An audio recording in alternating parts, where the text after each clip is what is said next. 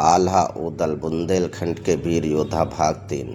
कन्नौज के स्वयंवर की घटना ने पूरे हिंदुस्तान में हलचल मचा दी थी। पृथ्वीराज चौहान का संयुक्ता को उठा ले जाना राजा जयचंद के लिए केवल अपमान नहीं बल्कि एक खुली चुनौती थी। इस घटना के बाद जयचंद के मन में पृथ्वीराज के प्रति प्रतिशोध की अग्नि और भी प्रचंड हो उठी। वे किसी भी कीमत पर पृथ्वीराज से बदला लेना चाहते थे। इधर महोबा में स्वयंवर से लौटने के बाद आल्हा और ऊदल की वीरता की चर्चा फिर से चरम पर थी। उन्होंने कन्नौज की सेना की ओर से लड़ते हुए जो पराक्रम दिखाया था उसकी दाद दूर दूर तक पहुंच रही थी। लेकिन जैसा कि हमने पिछले भाग में देखा, दरबार में मालकिन जैसे दरबारी उनकी बढ़ती लोकप्रियता से खुश नहीं थे। कन्नौज के युद्ध में आल्हा और ऊदल का प्रदर्शन हालांकि राजा परमाल के लिए गर्व का विषय था, फिर भी मालकिन ने इसे अपने षड्यंत्रों को और मजबूत करने का अवसर समझा। मालकिन ने राजा परमाल के कान भरने का सिलसिला और तेज कर दिया। वह कहता, महाराज, कन्नौज में आल्हा और ऊदल ने जो वीरता दिखाई वह सराहनीय है, लेकिन क्या आपने सोचा कि यह उनके अहंकार को कितना बढ़ाएगा? वे अब खुद को आपसे भी बड़ा समझने लगे हैं।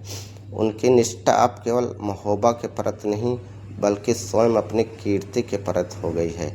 ऐसे लोग कभी भी राज्य के लिए खतरा बन सकते हैं। मालकिन की मीठी मीठी और जहरीली बातें धीरे धीरे परमाल के मन में जड़ जमा रही थी। परमाल जो स्वभाव से सीधे और अपने सेनापतियों पर विश्वास करने लगे थे, अब संदेह के भंवर में फंसते जा रहे थे। महोबा में बढ़ती दरार। एक दिन दरबार में एक महत्वपूर्ण बैठक चल रही थी। किसी सीमावर्ती राज्य के साथ एक छोटे से विवाद पर चर्चा हो रही थी। आल्हा ने अपनी बुद्धिमानता और अनुभव के आधार पर एक समाधान सुझाया जो बहुत व्यवहारिक और प्रभावी था। ऊदल ने भी उसका समर्थन किया, लेकिन मालकिन तुरंत खड़ा हो गया और बोला, महाराज, आल्हा और ऊदल हमेशा अपनी मनमानी करते हैं। इनकी सलाह मानना हमेशा सही नहीं होता। इनके अंदर युवा आस्था का जोश है, दूरदर्शिता की कमी है। मेरी राय में हमें फौरन उस राज्य पर चढ़ाई कर देनी चाहिए ताकि हमारी शांति का भय बना रहे। मालकिन की इस बात से दरबार में फुसफुसाहट शुरू हो गई। आल्हा को मालकिन की चाल समझ में आ गई। उन्होंने शांति से कहा, मालकिन जी, युद्ध हमेशा अंतिम विकल्प होना चाहिए। हमारी शक्ति का प्रदर्शन करने के लिए और भी तरीके हैं। बेवजह रक्तपात से बचना चाहिए। लेकिन परमाल, जो मालकिन के प्रभाव में आ चुके थे, वे मालकिन की बात मान ली और युद्ध की घोषणा कर दी। आल्हा और ऊदल इस फैसले से स्तब्ध रह गए। उन्हें लगा कि उनके सम्मान को ठेस पहुंचाई गई है। इस घटना के बाद आल्हा और ऊदल ने दरबार से कुछ समय के लिए दूरी बना ली। वे अपनी जागीर में लौट गए और अपनी सेनाओं को प्रशिक्षित करने में जुट गए। लेकिन उनके मन में एक टीस थी, पृथ्वीराज का बढ़ता प्रभुत्व और जयचंद का क्रोध। इस बीच दिल्ली में पृथ्वीराज चौहान की शक्ति और भी बढ़ गई थी। संयुक्ता को पाने के बाद उनका आत्मविश्वास और भी बुलंद हो गया था। वे लगातार अपने साम्राज्य का विस्तार कर रहे थे और आसपास के राज्यों को अपनी अधीनता स्वीकार करने पर मजबूर कर रहे थे। उनकी सैन्य शक्ति और राजनीतिक चातुर्य ने उन्हें उस समय का सबसे शक्तिशाली सम्राट बना दिया था।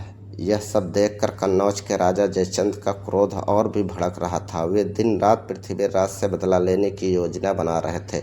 उन्होंने गुप्त रूप से कई राज्य से संपर्क साधना शुरू कर दिया था जो पृथ्वीराज के बढ़ते प्रभुत्व से चिंतित थे। जयचंद को पता था कि वो अकेले पृथ्वीराज से भिड़ना आसान नहीं होगा, इसलिए उन्होंने सहयोगियों की आवश्यकता की।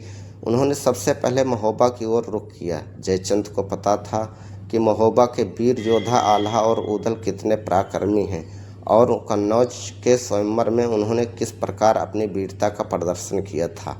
उन्हें यह भी खबर लगी कि महोबा के दरबार में आल्हा और ऊदल के प्रति कुछ दरारें पैदा हो चुकी हैं। जयचंद की महोबा यात्रा। एक दिन जयचंद ने महोबा की ओर एक दूत भेजा जिसमें परमाल को एक गोपनीय संदेश था। संदेश में जयचंद ने परमाल से आग्रह किया कि वे उनसे मिलने कन्नौज जाएं ताकि वे कुछ महत्वपूर्ण राजनीतिक मामलों पर चर्चा कर सकें। परमाल, जो स्वयं पृथ्वीराज की बढ़ती शक्ति से कुछ चिंतित थे, जयचंद से मिलने को तैयार हो गए। परमाल अपने कुछ खास सलाहकारों और सैनिकों के साथ कन्नौज पहुँचे। जयचंद ने उनका भव्य स्वागत किया। कई दिनों तक गुप्त मंत्रणाएं चलती रहीं। जयचंद ने परमाल के सामने पृथ्वीराज की बढ़ती तानाशाही और उनके साम्राज्यवादी मंसूबों का एक भयावह चित्र प्रस्तुत किया। उन्होंने कहा, महाराज, परमाल पृथ्वीराज पूरे हिंदुस्तान पर अपना आधिपत्य जमाना चाहता है। आज वह कन्नौज को चुनौती दे रहा है, कल वह महोबा को भी नहीं छोड़ेगा। हमें एक साथ मिलकर उसका सामना करना होगा, नहीं तो हम एक एक करके उसके हाथों पराजित हो जाएंगे। जयचंद ने अपनी बात को और पुख्ता करने के लिए मालकिन से पहले ही संपर्क कर लिया था। मालकिन ने महोबा के दरबार में आल्हा और ऊदल की बढ़ती शक्ति को राजा के लिए खतरा बताया था और अब जयचंद भी यही बात परमाल के सामने दोहरा रहे थे, लेकिन एक बड़ी संदर्भ में पृथ्वीराज के खतरे के रूप में। परमाल, जो पहले से ही मालकिन की बातों से प्रभावित है, जयचंद की बातों में आ गए। जयचंद ने उन्हें विश्वास दिलाया कि अगर वे दोनों मिलकर पृथ्वीराज पर हमला करते हैं तो वे उसे आसानी से हरा सकते हैं। उन्होंने महोबा को युद्ध में बड़ी भागीदारी का प्रलोभन भी दिया, जिससे महोबा को भी लगा लाभ होगा। परमाल जयचंद के साथ एक गुप्त संधि करके महोबा लौट आए। इस संधि के तहत महोबा और कन्नौज मिलकर पृथ्वीराज पर हमला करेंगे। यह निर्णय परमाल ने आल्हा और ऊदल से बिना सलाह किए लिया था। आल्हा और ऊदल का विद्रोह जब परमाल ने दरबार में जयचंद के साथ हुई संधि पर और पृथ्वीराज पर आक्रमण की योजना की घोषणा की तो आल्हा और ऊदल सन्न रह गए। उन्हें विश्वास नहीं हुआ कि परमाल ने इतना बड़ा फैसला उनसे बिना पूछे लिया था। आल्हा ने सम्मानपूर्वक खड़े होकर कहा, महाराज, यह निर्णय जल्दबाजी में लिया गया है। पृथ्वीराज चौहान कोई साधारण शत्रु नहीं है। उससे युद्ध करना पूरे हिंदुस्तान को एक बड़े युद्ध में धकेल देगा। और क्या हम अपने ही देश के एक राजा पर हमला करेंगे, जबकि हमारे बीच कोई सीधा विवाद नहीं है। यह केवल जयचंद का व्यक्तिगत प्रतिशोध है, जिसमें महोबा को घसीटा जा रहा है। ऊदल ने भी आल्हा का समर्थन किया और कहा, महाराज, हमने हमेशा महोबा की सेवा की है और करते रहेंगे, लेकिन यह युद्ध न्याय संगत नहीं है। ऐसे युद्ध में हम अपने सैनिकों को कैसे भेज सकते हैं? उनके दिल में कोई उत्साह नहीं होगा। लेकिन मालकिन ने तुरंत बीच में टोक दिया, देखिए महाराज, मैंने कहा था ना, ये घमंडी हो गए हैं। ये आपकी आज्ञा का उल्लंघन कर रहे हैं। इन्हें महोबा के हित से ज़्यादा अपनी छवि की चिंता है। मालकिन की बातों से परमाल क्रोधित हो गए। उन्होंने ऊंचे स्वर में कहा, यह मेरी आज्ञा है। जो कोई भी इसका उल्लंघन करेगा वो महोबा का शत्रु माना जाएगा। आल्हा और ऊदल ने देखा कि परमाल अब उनकी बात सुनने को तैयार नहीं है। उनके मन में गहरा दुख हुआ। उन्होंने महसूस किया कि उनकी वफादारी और वीरता पर सवाल उठाया जा रहा है। उन्होंने एक दूसरे की ओर देखा और एक मौन निर्णय लिया।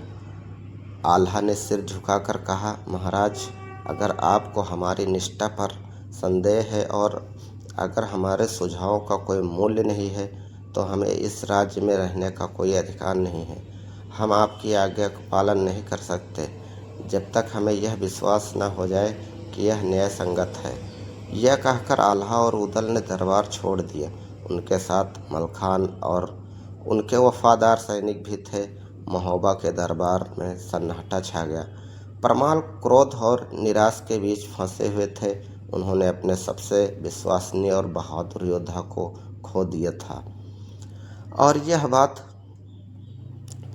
यह सब मालकिन की चालों और उनकी अपनी बढ़ती आशंकाओं का परिणाम था। आल्हा, ऊदल और उनके समर्थक महोबा छोड़कर चले गए। उनका भविष्य अब अनिश्चित था, लेकिन उन्होंने अपनी अंतरात्मा की आवाज़ सुनी थी। उन्हें नहीं पता था कि वे कहाँ जाएंगे, लेकिन वे यह जानते थे कि वे अन्यायपूर्ण युद्ध का हिस्सा नहीं बनेंगे। यह महोबा के इतिहास में एक महत्वपूर्ण मोड़ था, जिसने आने वाले समय में भीषण घटनाओं को जन्म दिया। आल्हा और उदल का महोबा से चले जाना पृथ्वीराज और जयचंद के बीच होने वाले ऐतिहासिक युद्ध को किसी प्रकार प्रभावित करेगा। क्या परमाल को अपनी गलती का एहसास होगा? यह रहा कहानी का तीसरा भाग। 4 देखने के लिए दोस्तों चैनल को लाइक करें, सब्सक्राइब करें। जय हिंद, जय भारत दोस्तों।